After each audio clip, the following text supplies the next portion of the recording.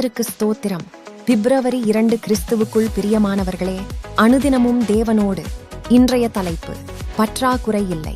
சிங்கக்குட்டிகள் தாழ்ச்சியடைந்து பட்டினியாயிருக்கும், கர்த்தரை தேடுகிறவர்களுக்கோ ஒரு நன்மையும் குறைவுபடாது.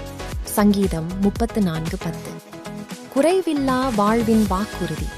தேவனை தேடி காத்திருக்கிற ஜனங்களுக்கு ஓர் ஆசீர்வாதத்தின் வாக்குத்தத்தம்தான் இது. காட்டின் ராஜாவாகிய சிங்கத்தின் குட்டிகள் கூட சில சமயங்களில் பட்டினியால் வாடலாம். ஆனால் இயேசு ராஜாவை நம்பி வாழும் அவருடைய பிள்ளைகளை அவர் எந்த குறைவுமில்லாமல் நிறைவாக நடத்துகிறார். ஒரு கப்பல் துறைமுகத்தை வந்தெட்டுகிறதென்றால் அதை பார்க்க ஊரே திரண்டு செல்லும். அதற்கு காரணம் அதன் குறைவுபடா சொகுசான தோற்றம்.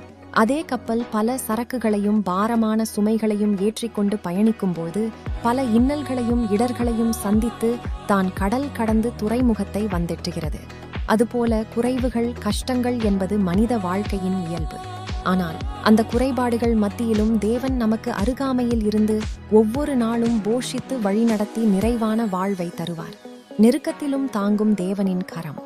எலியா தீர்க்கதரிசி வசித்த பகுதியில் பஞ்சம் நிலவியது.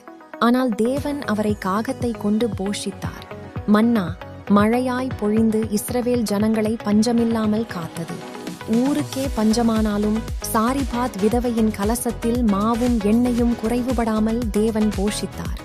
மிருக ஜீவன்களையும் பறவைகளையும் போஷிக்கிற தேவன் அவருடைய பிள்ளைகளை போஷிப்பது அதிக நிச்சயமே. பலவித குறைகள் நம் வாழ்க்கையை வாட்டலாம். கஷ்டங்கள், நெருக்கங்கள் இடைமறிக்கலாம். இவை எல்லாவற்றிலேயும் தேவன் நம் வாழ்க்கை கப்பலை கவிழாமல் கருத்தாய் காத்து கரை சேர்த்திடுவார். நாமும் கிறிஸ்துவுக்குள் கட்டப்பட்ட குடும்பங்களாக மாறும்போது குறைவில்லாத நிறைவான வாழ்வை தேவன் நமக்கு தருவார். எனவே அழகிய ரோஜாவாக மலருவோம் இயேசு ராஜாவில். தேவனின் நிறைவான நன்மைகளும் ஆசிகளும் வாழ்நாளெல்லாம் உங்களை தொடர்வதாக.